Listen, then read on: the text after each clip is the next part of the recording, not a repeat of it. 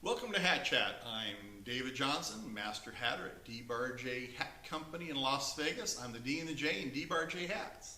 This is installment 27 of Hat Chat. Today we're going to talk a little bit about hat cleaning, something we haven't touched on. Cleaning your hat also depends on the amount of crud you may have accumulated on your hat. But before storing your hat, whether short term or long term, you need to make it clean. This is one of our new hats. But when you're out in the arena or on the field and you come in and it's covered with dirt, one of the best ways, if you have access to an air compressor, blow off all the movable dirt with the air compressor. It helps get it off. If you don't have, you go to step 2. If you don't, say you don't have an air compressor, take a brush and brush off all the crud you can. And on the top of the hat, go in a counterclockwise motion. When the hat bodies are made, they are spinning, so they do have a direction to the fur. And on the underside, clockwise, because that continues with the spin action, and it'll make the fur lay down nice and slick and give you a good look. If you have crud that won't come off as easy with a brush, these little sponges come in a pack of 2. They're very expensive. We sell them one package for $2. You use these dry. They're a cutting sponge. They actually cut off some of the excess fur.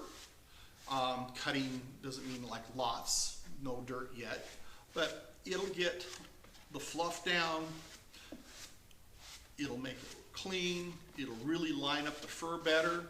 And if you have a spot, you can work on the spot with this thing and scrub it, then lay it back down.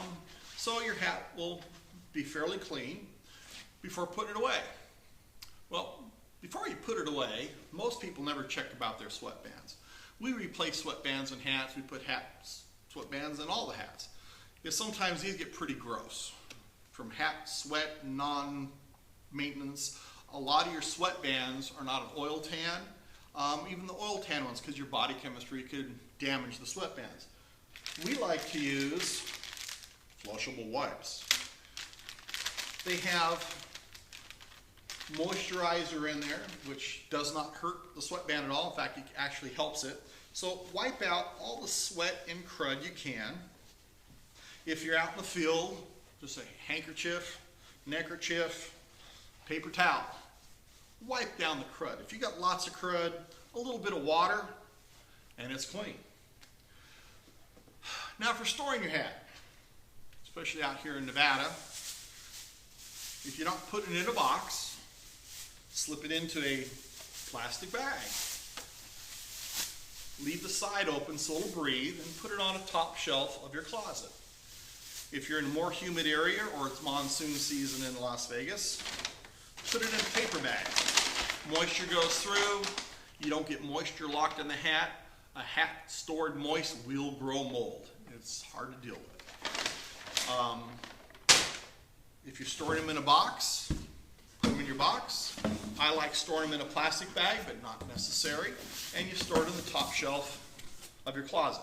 The reason you go on the top shelf, if you put it on the bottom, that's where critters come in. You have silverfish, which will eat hat, and the larvae of miller moths. And you don't want those.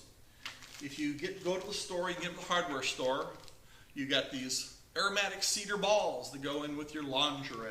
Just take one of those, drop it in with your hat. Should help repel the bugs. Whatever closet that you do store your hat in, at least twice a year, get a good bug spray. Spray the bottom to get rid of silverfish and other critters, and up around the top, and you should never have problem with tracks in your hats being eaten. Well, I think that's it for the day for hat cleaning.